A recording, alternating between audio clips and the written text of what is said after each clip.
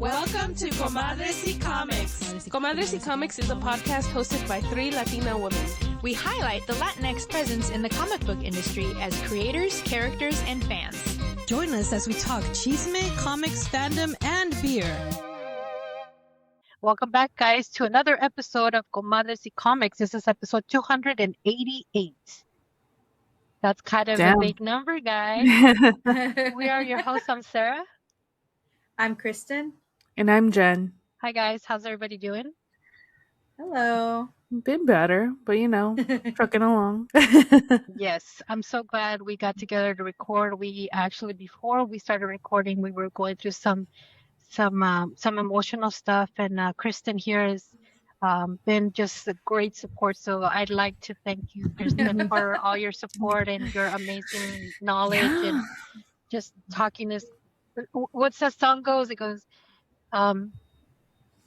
it's talking on off the ledge or something. There's a song that is like, hey now. I forgot how it goes, but it's in a movie too. It's really cool.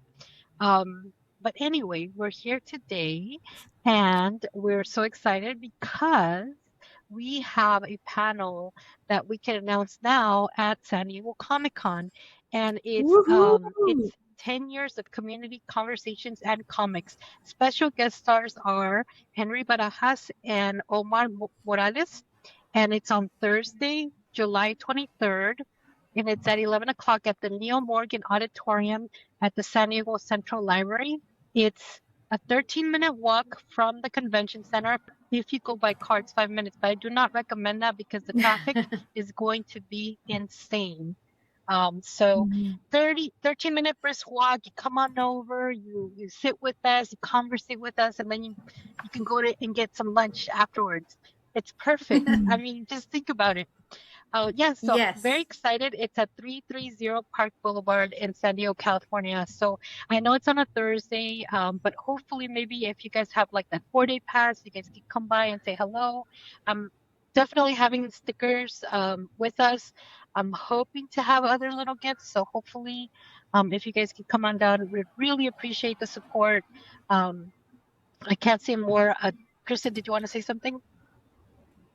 Oh, well, I think you hit the nail on the head. It is the 10-year anniversary conversation reflecting on the impact that our podcast, Comadres y Comics, has had in the industry. We're also going to talk about the growth of Latinx voices in comics, and then also how community-driven media, like our podcast, has shaped industry conversation and opportunity over these last 10 years. I think that we've done a lot in 10 years, and I'm working on trying to fit it all into a little box that is also going to fit into 50 minutes. So hopefully if you are at San Diego this next coming Thursday at 11? Yeah. I hope that you will find it in your schedule. It's still early in the week. You should be able to get up early and not be hungover or been out late at night, walking with your feet hurting the next day. And you will grace us with your presence and honor us with your presence so that you can celebrate with us the 10 years and everything that we have done. Absolutely.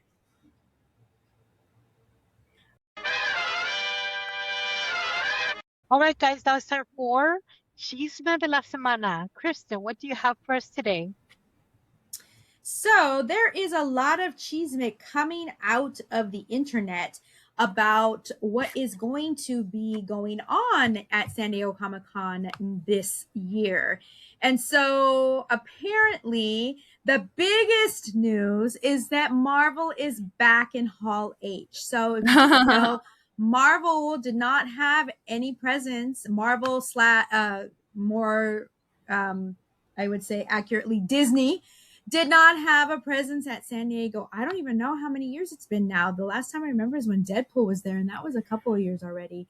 But they are going to be back, and they are people are speculating what is going to happen in that Hall H. So Marvel is always on Saturday, which means that people are getting their wristbands on Friday and either opting to spend the night in line in the marina or come back the next day by a certain time with their wristband and get in line. And usually, even though they want to be there for the Marvel panel, which is in the evening, but it's like 5 or 6 or something like that, people are in Hall H all day so they can be in that panel. And this year people are wanting to be in that panel because it is all a buzz that Kevin Feige is going to be there to drop the first major trailer and character reveals of Avengers Doomsday. So of course that is the thing that's on everybody's mind when it comes to Marvel. Honestly, a lot of people have been coming in the shop already poo-pooing the movie. I'm like, it's not even out yet. Is it even done being filmed? Like, what is wrong with you? But I do remember feeling some type of way when the cast were announced, when the type of story was announced, and I always felt some kind of way about it, and I always had some kind of opinion. But as I've gotten older, I just want to be entertained. Entertain me. Exactly. Yes. I mean, I feel like I've gone in the opposite direction. I've gotten snobbier.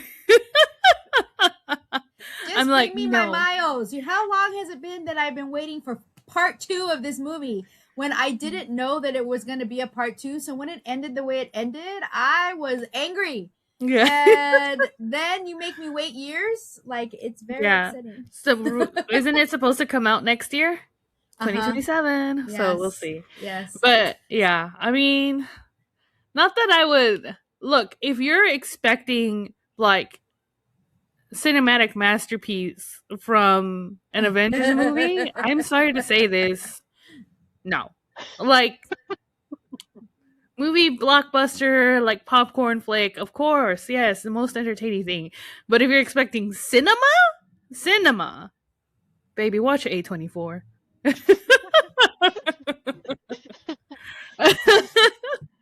So like I said, I've gone into the opposite direction. I'm becoming a cinema snob. Yeah, I still just want to be entertained. I loved, what was it? The Sheep Detectives. She doesn't even remember. Sheep Detectives.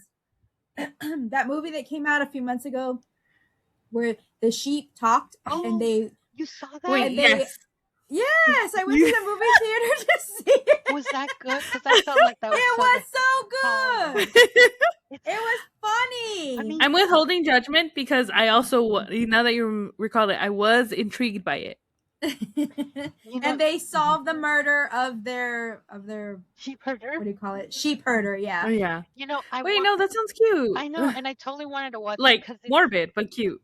It's still. I think it's already on Amazon. Oh, is it? Oh okay. no. That's crazy. I actually, we still quote Babe. The talking pig. Oh, that'll do. If you like Babe, then you'll like this movie. Oh, of course, yeah. Nice.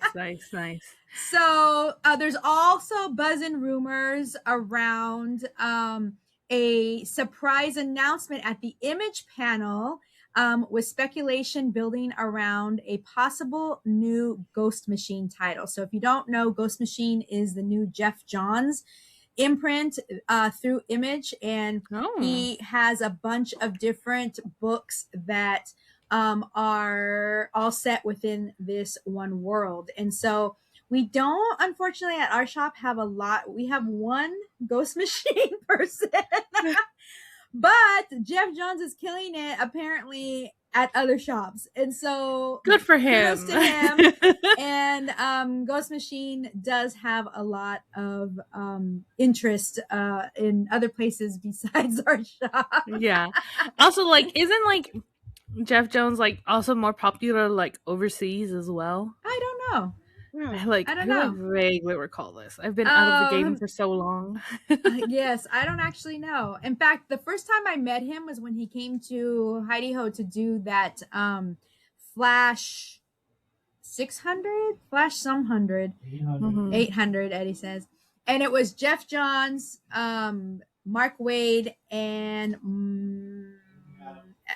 Jeremy Adams, all doing a signing for that book. And it's the first time I'd ever seen Jeff Johns in person, and he was so much younger than what I thought. Like, I just read the books. I don't know what they look like. Like, why would I know what they look like? Why would you And care? so, and so when I saw him, I was so shocked. He's probably, I'm going to say he's probably younger than me, which puts him in his 40s, but maybe not. He could be in his 50s. You know what you just made me realize? Sorry. Was like, you're right. I never really think about how they look like. Yeah. Like, if you were to ask me how I thought a comic book writer or artist looked like, in my head, what I imagine is someone who either looks like Stan Lee or what's his face? Well, yeah, like Stan Lee replaces basically all of them if I don't already know how they look like. I'm just like, old white guy, right? They could have the most Spanish name and I'd be like, old white guy, right? Old white guy, right? Well, speaking of creators who are not old white guys, there's also a rumor that writer Stephanie Williams, who, if you didn't know, was a big, huge thing going on because she was nominated for Best Writer, and she is the very fucking first Black woman to ever be nominated in that category. Oh, damn. And so it was a big deal because a lot of media outlets fucking just dropped and ignored the story. And so, and not only that, but she was the first Black writer to be in that category for like 26 years or some shit.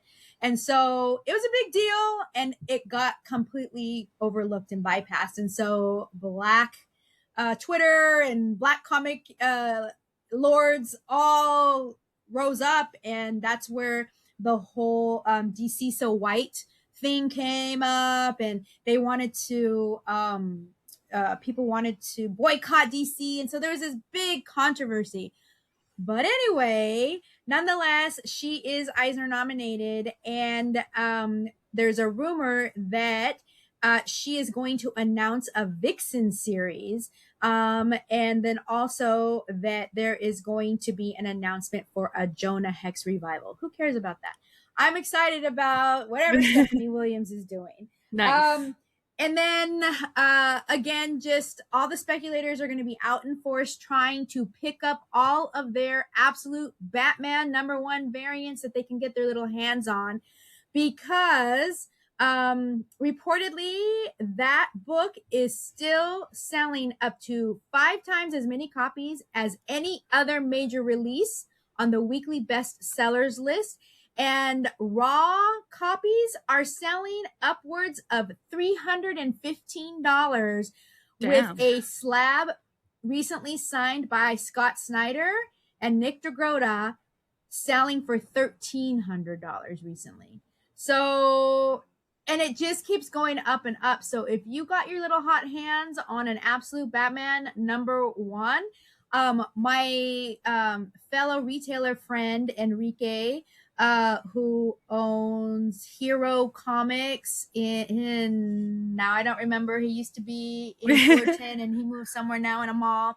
But anyway, he was on the Facebook retailer page today bragging about how he still has half a case left of Absolute Batman #1.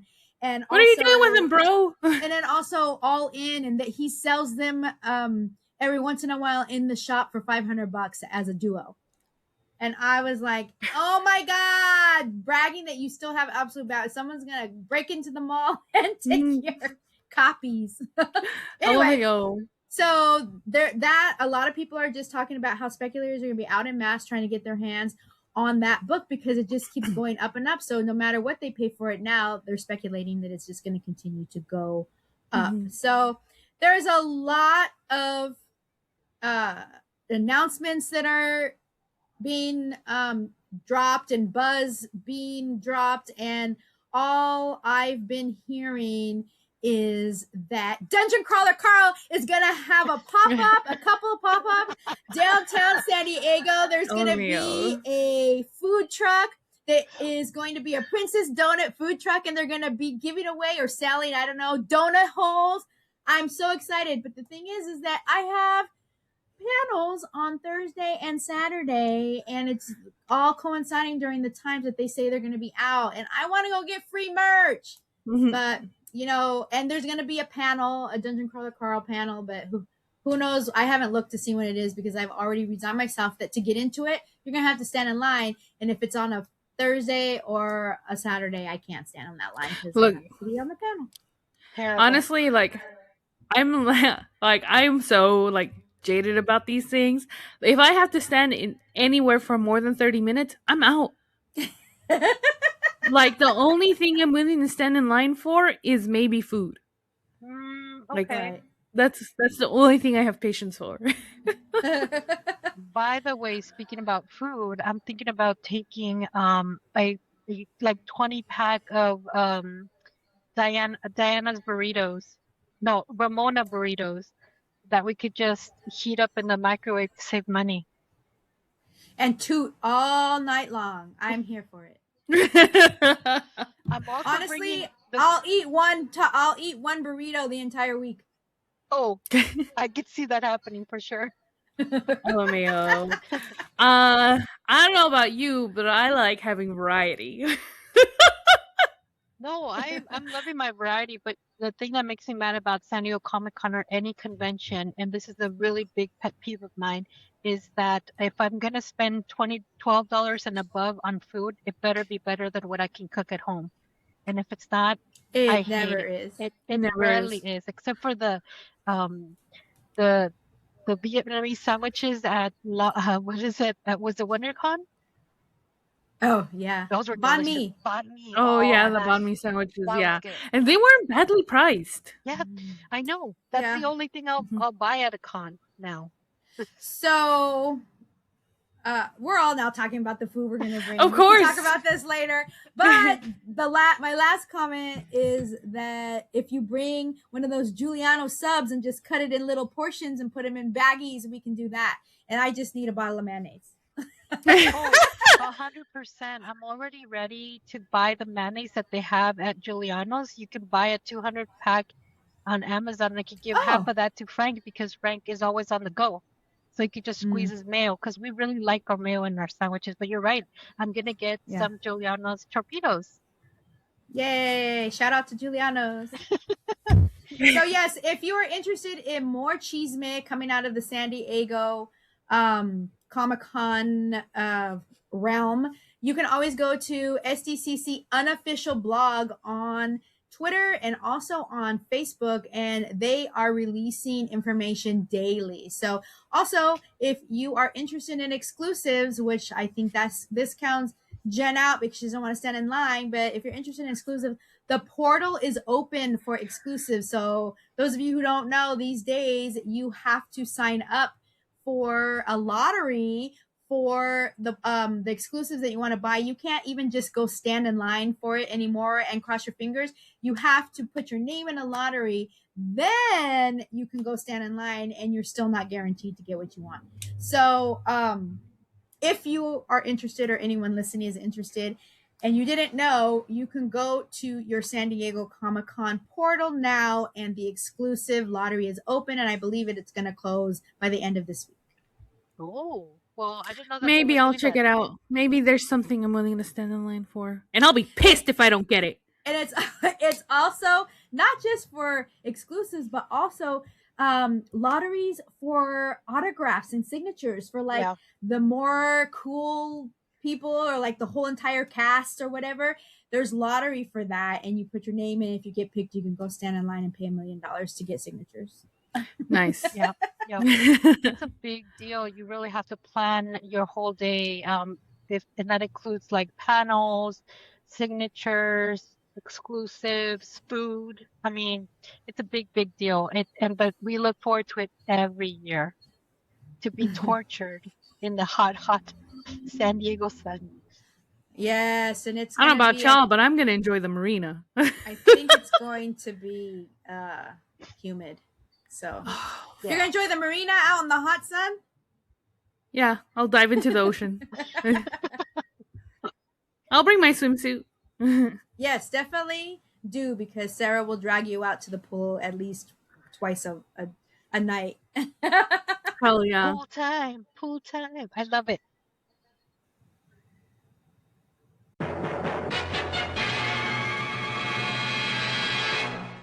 All right, guys. Now it's time for On My Radar. That was a big chisme, a lot of chisme. Love it. But now it's time for On My Radar. What is on your radar, Kristen? So on my radar this week is a book called Witness Point, and it was released this last Wednesday, which was the 8th. I think so, yes. And it is a publication from Dark Horse. And very interesting is the writer, it's a co-writer team.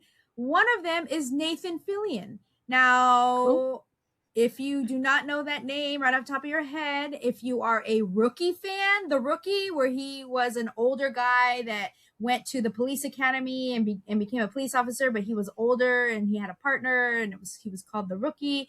He also was in Firefly. He was in Buffy. He's an actor. So he is writing this with Heath Corson, and Soo Lee is the artist. And it is a modern noir series full of mystery, murder, and the chaos of a small town caught up in a massive government screw-up. So it's only a 4-issue series, which I was kind of upset about because number 1 was really good, and I wish that it was a little bit more than that. But this book is about Baraboo, which is a small Midwestern town nestled in the mountains of Wisconsin, and it is home to the Ringling Brothers Circus headquarters, which is kind of just a silly little aside that comes up in this story. But each of the neighbors that all know and trust each other live there. So it's a very, very small town. But then it is revealed that the town has been the dumping ground for every murderer, every con man, and every crook in the Witness Protection Program for the past 40 years, because the special agent who was in charge of the Witness Protection Program got lazy, and instead of finding different places across the world, across the nation, he just dumped them all in the city. So that comes out, and all of the people who live there start freaking out because, of course, I'm sure there are some people who live there that are just quote unquote regular residents. So given that, it earned its nickname Witness Point. So what happens is that a murder occurs, and who was murdered? Somebody that it calls a lot of attention to. So someone has to come and basically try to figure out who's murdering, and also who's a ex-con, who's an ex-murderer here, who's not. It's just a really big shit show.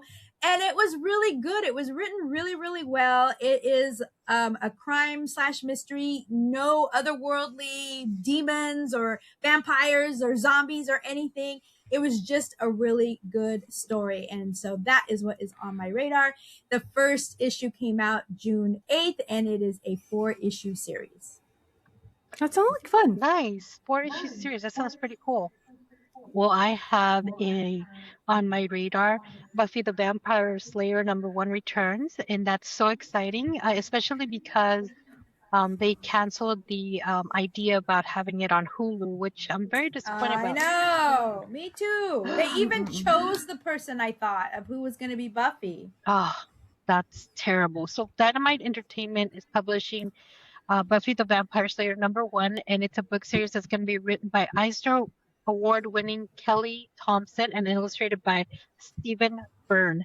So it's really exciting. And also on the same day, Angel is going to have its own solo series coming out as well. So the reason I bring this up is because I just finished watching that movie, Ready or Not, Here I Come, #2.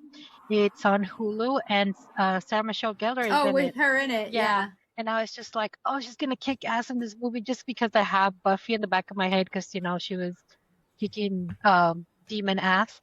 And but it was a totally different role and stuff, but it just propelled me to remind me that Hulu had canceled the series, but then now it's coming out in a comic book format. So pretty excited about that. So check that out. And also contact your local comic book shop. It should be coming about in about 2 months. Yes. We already have people asking about it. Really? Nice. Mm-hmm. Which I'm surprised because Buffy was never a big seller. When we first bought the shop and season 8 was still kind of going on, I actually read season 8 and I was not a fan. In fact, somebody the Dylans asked me if I wanted to be on a panel at the Hellmouth Con over here at Torrance High School a couple of weeks ago. And I'm like, I'm sorry to say, but I am not a fan of the comics. And I'm a big fan of Buffy, but I still don't think that I would know enough to be able to be on the panel. But they wanted specifically a retailer to talk about how to continue reading and where to get the books and whatever. I'm like, I'm not a fan, so I don't think I'm the right person for you. That's funny. But people are asking about it now, so that's cool news too. Yep. Oh yeah, that's what I was saying. Is that it surprised me because it kind of really went cold, and we didn't have a lot of people buying Buffy for a long time, and now a lot of people are. I think that's also a new generation has been introduced to Buffy. Mm-hmm. Yes, and they want to know more. Yeah, of course.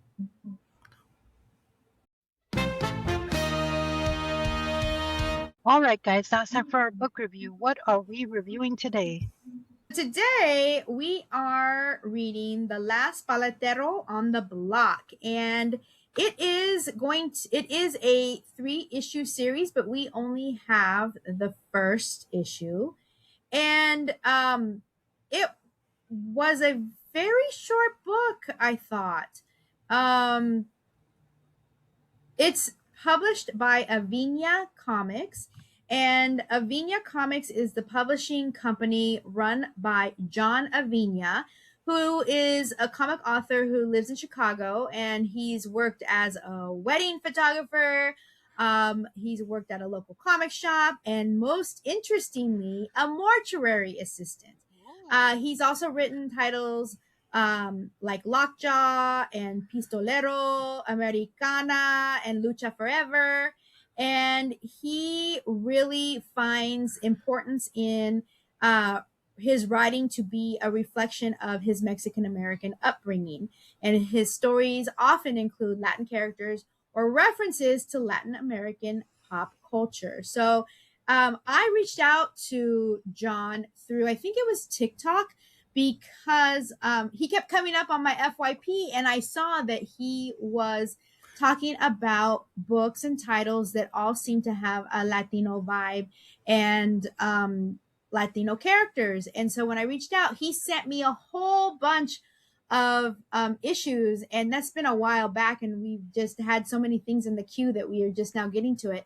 But this one really sounded interesting to me just by the title alone. I had no idea what it was about, but it kind of was very surprising to me because it wasn't at all what I expected it to be. I thought it was going to be a serious book about this paletero in the neighborhood that was like dodging ice and was like just trying to make a buck and just leave me alone and let me work hard for my family, and like really getting the like struggle. That's so funny that you say that, because here's what I didn't think. I guess because I was remembering Ice Cream Man, the Image series, I thought it was going to be a horror or like a horror allegory about maybe not necessarily ice, but like, you know, about some kind of like working class man who was like, either it was going to be like set in a horror story that's an allegory for gentrification or something similar. And so, I mean, there was a monster, but it wasn't horror precisely. So I think this is fun to show like kind of the different tracks of our brains and stuff like that, because that's what when you had told me the title, I was just like, oh, okay, like something Ice Cream Man-esque, like Image horror, horror allegories maybe. And I was just like, okay, I'm excited for it. Well, interestingly enough, I do know he does have a title that is dealing with gentrification. Deals with gentrification. Okay. I don't know which one it is, but I read that somewhere. Mm-hmm. But Instead, I got this really lighthearted, kind of like fun story about this paletero. Well, it is kind of talking about gentrification here in this story, because the guy, you did get that right. Business guy, the big business guy comes in and wants to like get everybody out of this building, tells them that they have until like tomorrow to get out, that they're gonna just raise the building and build Condos. New stuff. Isn't it always a condo? And the paletero is recounting this story to this kid who he finds on the street, who is spray painting. He's tagging the walls, and the paletero is like, hey, you should have more respect for your neighborhood. And the guy is like, mind your own business, old man. And from there, the transition was kind of funny. From there, the paletero was like, let me tell you a story. Yeah. That was a little silly. And then, like the whole thing. And look, okay, I mean this like in a like heartfelt way. It was all silly. It was incredibly silly. Yeah. I thought it was silly in a fun way, actually. I enjoyed the whole entire thing, but it wasn't what I was expecting. The paletero turns into this mech that like fights this Godzilla-like character. And I'm like, what is happening? Yeah. Yes, actually, we have reviewed another book of his called Lucha Forever. It was the Lucha characters that were fighting alien invasion. So that was pretty cool. So we kind of know he has this kind of like style of writing where it's kind of like really kind of odd juxtaposition, but also very fun. So we have the paletero like transforming into like, I mean, he's battling a kaiju. So yeah, very, very Pacific Rim, Gundam, Neon Genesis Evangelion. Yeah. Yes. And I can see that it's an homage and a tribute to that. But at the same time, as I was reading it, I was just like, this is silly. But, I found it like silly in a way that, a lot of the comic creators we've interviewed before, they said that comics were like the way they learned how to read or were encouraged to read from comic books. And I think because this book was silly and it has like a lot of action in it, it sort of would encourage the younger generation to pick up a comic and read it and follow along in the story. I thought that was something that I felt was part of what this story kind of lent itself to. And also the vibrant art was just really amazing. I really enjoyed the art and the colors. Yeah, it was really good. The art was really amazing. And just to give you all a little bit of insight to his other books, here's a not short list. The Mighty Comasots, Dead Men's Marquee, The Devil in the Rear View, La Llorona, Loteria, Lockjaw Pistolero, Americana, Lucha Forever, Cinema, Muerte, Last Paletero. So that's a list, and we have a few of those different ones that he sent, but that's a list of the books that he has. So you can just tell from his titles that he does try to bring a lot of his culture. And the short little synopsis that he has on his website is, in an ever-changing world, you can always count on the paletero. The Last Paletero is written by John Avina with art by Marcus Rosado. A young boy reaches out to a local gang to save his father's shop. The boy and his sister find themselves at the mercy of the Rat King. Only the paletero can save them. Says nothing there about actually what we saw and what we read, and it really did surprise me, but like you said, Sarah, in a fun way, and I was entertained, and the freaking art was amazing. It really, really, really was, and the vibrant colors and everything really remind me kind of like Jay Gonzo's palette that he uses, but also I think that like you said, Jen, that it probably is an homage to things that John enjoyed and loved as a kid, and he's trying to bring it all together in this story. So there's 2 more issues left, and so who knows how maybe we both would get our fix on the horror allegory and on the serious commentary on social justice. Yeah. And like, I get it. Not everything can be social justice or horror. I just know that that's what I like. So, Right, yeah. And so, like, I wasn't disappointed reading it, but I was like, as I was reading it, I was just like, oh, this isn't what I was expecting. So, but it was definitely fun. It was a fun little tidbit. Yes. Do you have anything else, Sarah, you want to say? No. I really just wanted to talk about the art, that it was really amazing in the vibrant colors and just how it felt like it would be a comic book you could hand to a kid. That's probably not really like about reading and would enjoy this very much.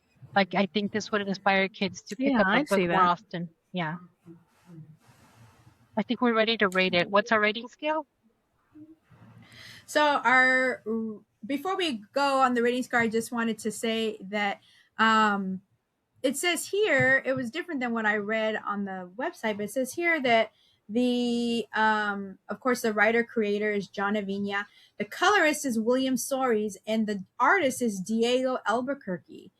I don't think that's what I said earlier. And the letterer is Lidian Alves.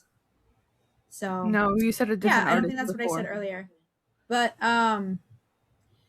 our rating scale is a scale of 1 to 3 conchas, 3 conchas being the most conchas that Jen's mom ever let her eat in one sitting. So that was the best. And if the story doesn't fall onto if it's too big or too little to be on our scale, we make up our own personalized rating. So I am going to start, and I am going to give it 2 conchas because I really enjoyed the story. I thought it was a lot of fun, but it did seem, I haven't read the whole story, so I will reserve I reserve the right to change it. I didn't realize that wasn't the whole story until I read just a little bit ago that it was 1 of 3. I'm like, oh, that makes more sense, because I just thought it was so just cut off so awkwardly, and I'm like, that's it. And so so I reserve the right to change it in the future if I read the whole story. But I'm gonna give it 2 conchas. I really did think the art was amazing, and I do like the whole idea of John putting Latino culture and stories into comics. So that's what I am going to give it. This is Sarah, and I'm also going to give it 2 conchas. There was a part in the story that I was not really clear on. There was a point where like the community was saying, let's help the paletero out. And then they put their hands on the kaiji's foot. Yeah, I saw that too. I'm like, what are they doing? Yeah. Nothing. Not to be mean, but they were doing nothing.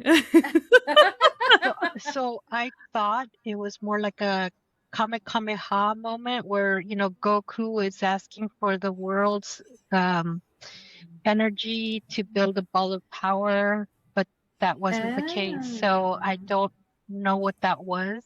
There was a glowing of the hands when they touched the kaiju's foot and toenail. Yeah. So, yeah. Oh, I didn't notice that. So I'm just like, I kind of waited for that Goku moment, but I didn't get it. And I felt like it needed to tell me a little bit more about certain aspects of it. Like, how did the paletero have a Robotech?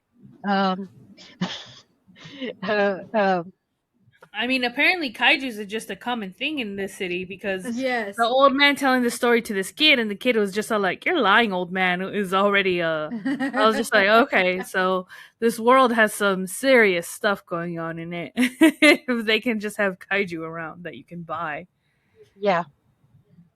I'm trying to look for the panel right now, because I remember that particular panel standing out to me, and I'm like, what are they doing? And then nothing really came of that particular thing, but now I can't find it. Yeah, It's so like you made it up. so because I'm a little confused in that moment and a few other ones, I'm gonna give it to Conchas, but like Kristen said, I reserve the right to change it once I read the rest of the issues. What about you, Jen? I'm gonna give it one concha. Because it was fun, but I was more hoping for, I guess, what I wanted it to be, like a horror kind of thing, which is my own, like, putting my own suppositions onto it. If I want like a horror thing, I should make my own horror thing or whatever. But I love the artwork. I love the silliness of it. And I like that I was like, as I was reading it, I could see that it was an homage to things like Gundam, things like Neon Genesis. I'm like, who doesn't like a cool fucking robot? I like a cool fucking robot. So, is it silly that it come from a little ice cream? It's not even the ice cream cart. Yeah. Yes, but you know what? It works. So one concha from me.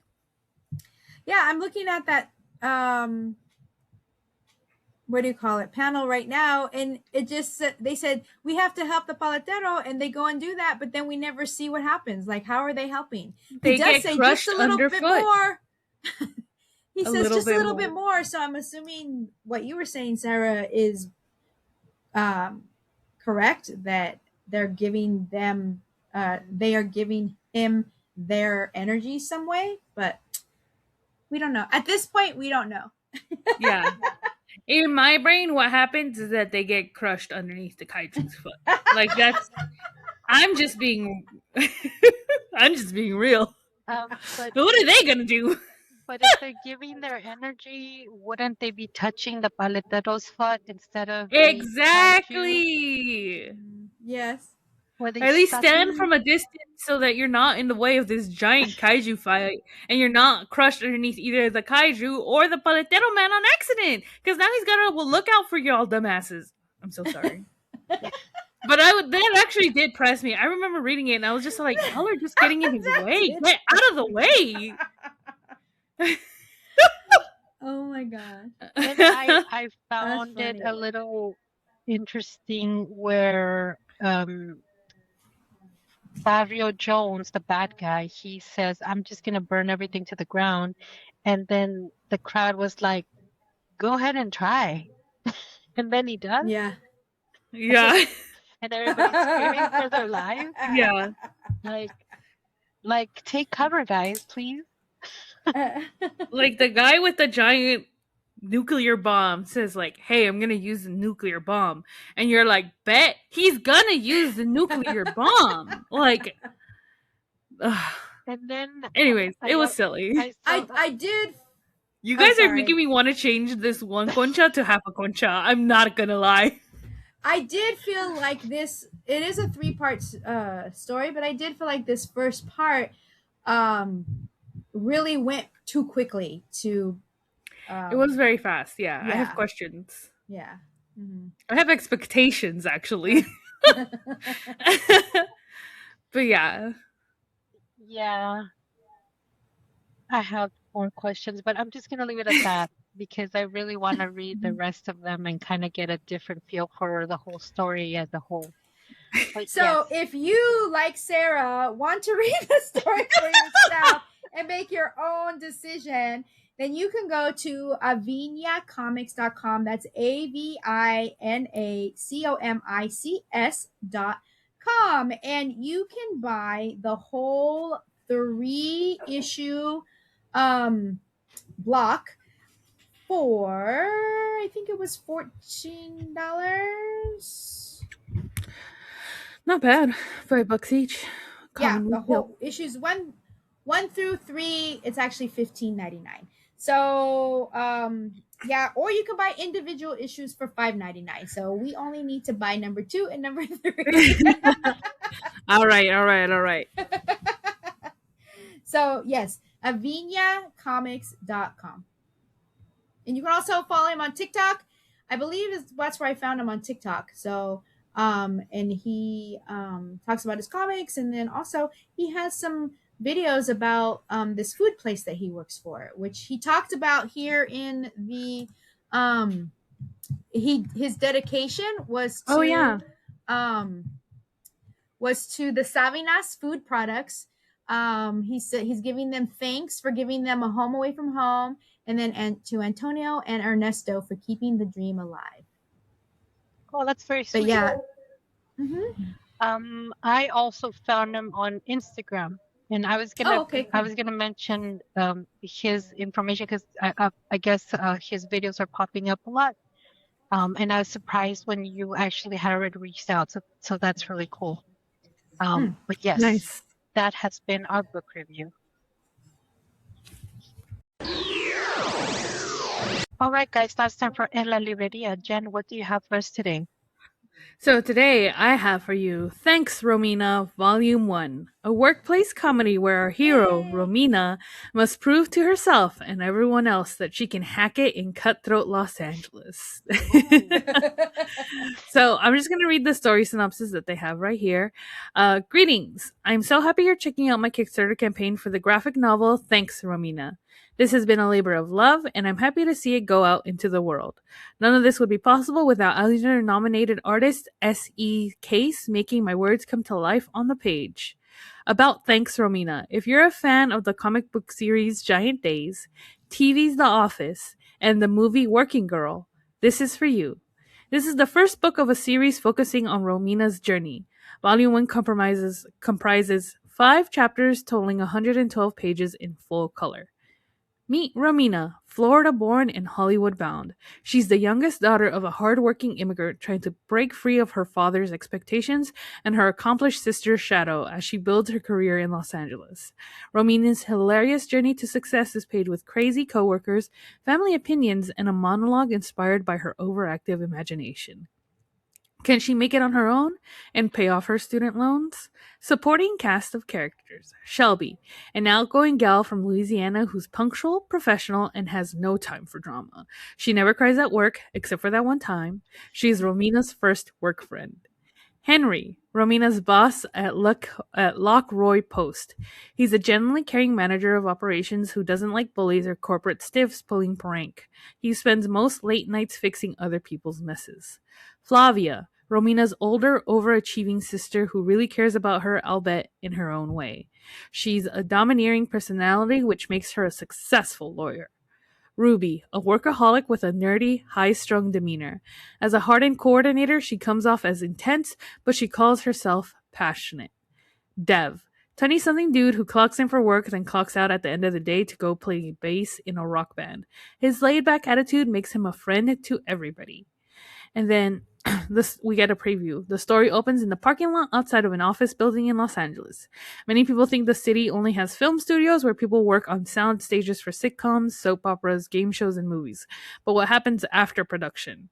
Post-production. All the editing, sound mixing, subtitling, color correcting, etc. are done in post, which is the backdrop of our story.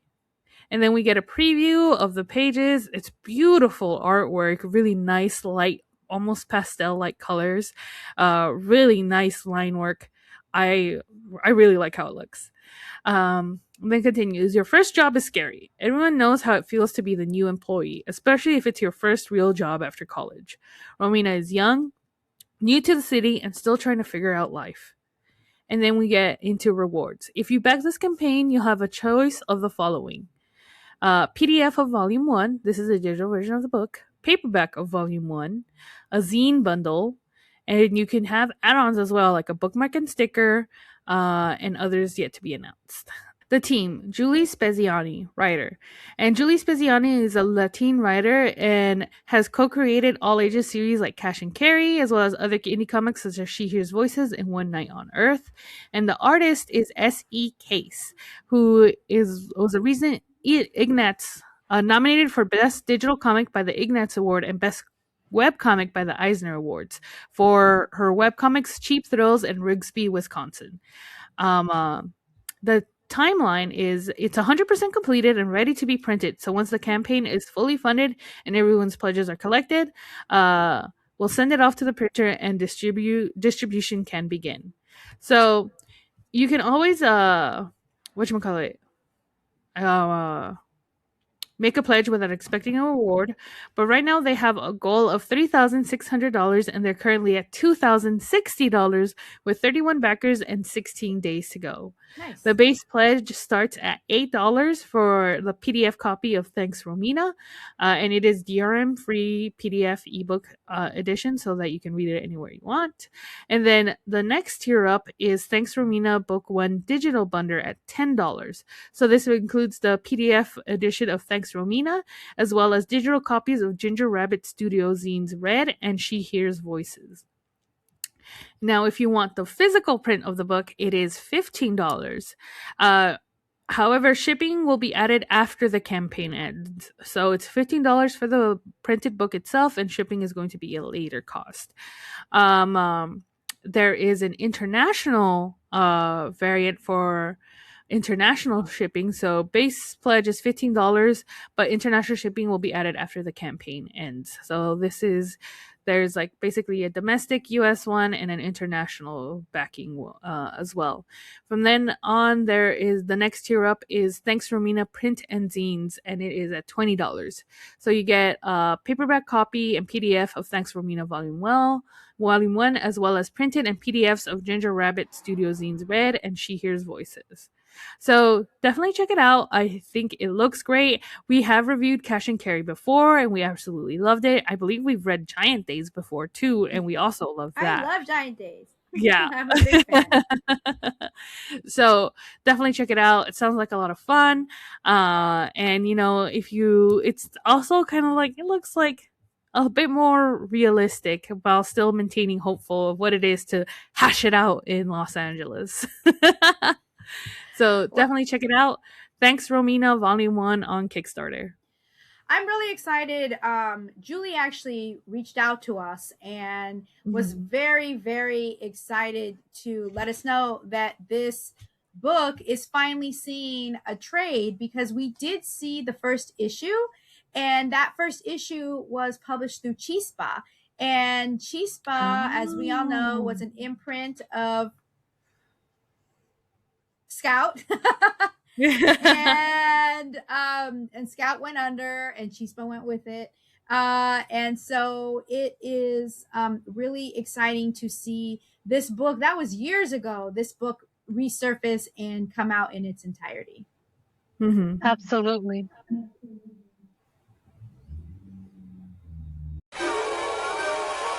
All right, guys, now it's time for Juntos y Fuertes. Kristen, what do you have for us today? So I know, Sarah, you have already talked about ShiroCon, and it is something that we've participated in the past, but I wanted to give a little bit more information about what ShiroCon is and who runs it. So ShiroCon is an all-female pop-up Comic-Con that celebrates women in the world of comics, films, and gaming who are not only making progress in the male-dominated field of entertainment, but who are paving the way for the younger generation of women. As the only all-female Comic-Con in the country, their inaugural event attracted well over 2,000 attendees who were able to meet and greet the women behind some of their favorite indie and mainstream comic books, films, and video games.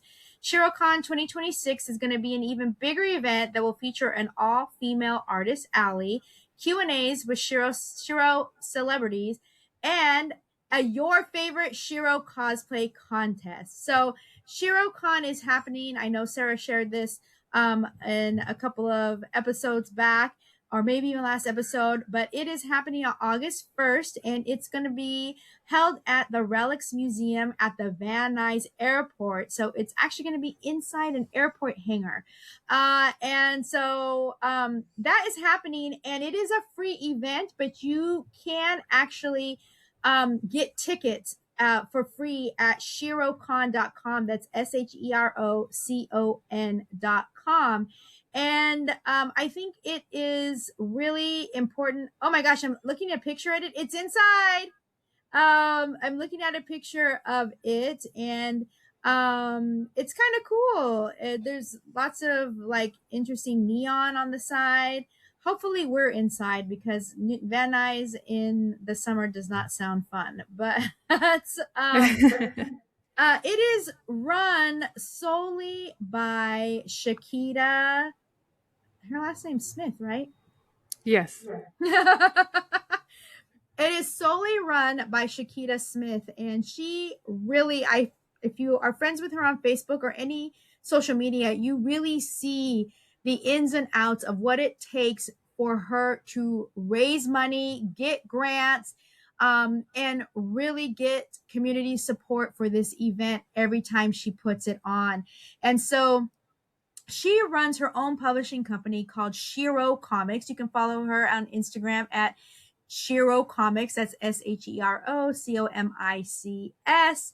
And it is such an amazing thing that she's doing. She has, I think we read her little, what was the name of her book? The little Raven Troy girl. Yeah. Oh no. Yeah, was it Raven Troy? I think so. I don't know. Sarah's on mute, so I. So sorry, we did squad goals. Mm-hmm. And then, right, yeah, and Raven Choi. So Raven Choi, I think, was the one I was talking about. So yes, so you can go to Shiro Comics and get more information about her actual comics. Young Grandmaster Choi. We read it when she was older, and then she did some all ages books with a younger That's Raven right, Choi. Yeah. And so her Shiro Comics publishing company is a Los Angeles-based multimedia company on a mission to help women and girls of color find their superpowers in the world of geekdom by building diverse IPs that are leveraged with technology. The company was founded in 2016 by award-winning writer-creator and Shiro CEO Shakita L. Smith.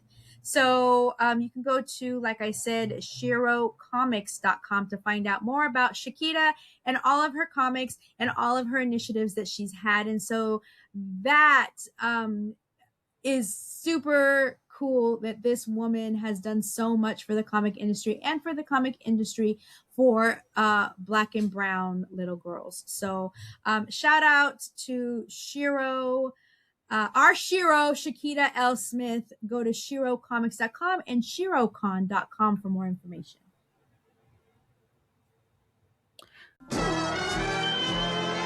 All right, guys, now it's time for saludos. And actually, saludos is actually an RIP to Sam Neill. He passed away on the 13th of July. He's mostly known for Dr. Alan Grant in Jurassic Park. He has upcoming movies still too. Godzilla versus Kong, Supernova, and The Last Resort. He actually died because he was battling stage 3 angioimmunoblastic T-cell lymphoma. And the way he found out about that was he felt that he had some growth in his throat. And then they did a biopsy, and then they proceeded to do chemo. Oh, I didn't recognize the name, but I'm looking at the picture. Okay, yes, he's the dad in Jurassic Park. No, right? He was Dr. Alan Grant, who was that he. But that wasn't the dad? No. Okay. No. There was no dad in Jurassic Park. There was a grandfather. Not a dad. There was a grandfather. Oh, right. Okay. He was so the one. Who were the kids there with? Their grandpa. Grandfather. But their parents didn't drop them off at some point? Nope. I never saw I haven't seen that movie in years. Okay, but I do recognize this guy, so that's really sad. Yeah, and just cancer sucks. It's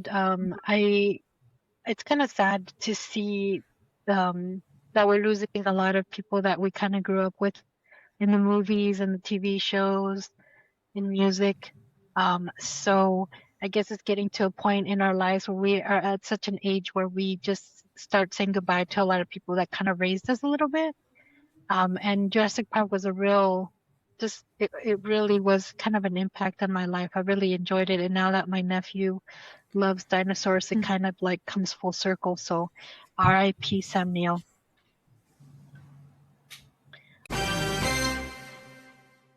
All right, guys, that brings us to the end of this episode. Where can they find us? As always, you can find us on our website at comradessycomics.com, where you can find links to our some of our older episodes and to our social media. And if you are not watching us, you can always go to YouTube and watch us on our YouTube channel, Comadresy Comics. If you have any questions or concerns or just want to say hey, you can also email us at comadresycomics@gmail.com. Absolutely. And just remember, guys, if there's anything that we said in the podcast that you want to learn more about and can't write it down, or you're driving or you're working, just make sure to take a look at the notes. I'll always have the Instagram tags and maybe the website information, so you can always look at that and then proceed to kind of follow the people we're talking about or the creators we're talking about or just the subject matter. So thank you so much for spending this time with us. We really appreciate it. We hope to see you at our panel at San Diego Comic-Con. Yay. We have been your hosts. I'm Sarah. I'm Kristen. And I'm Jen. Bye, guys. Bye.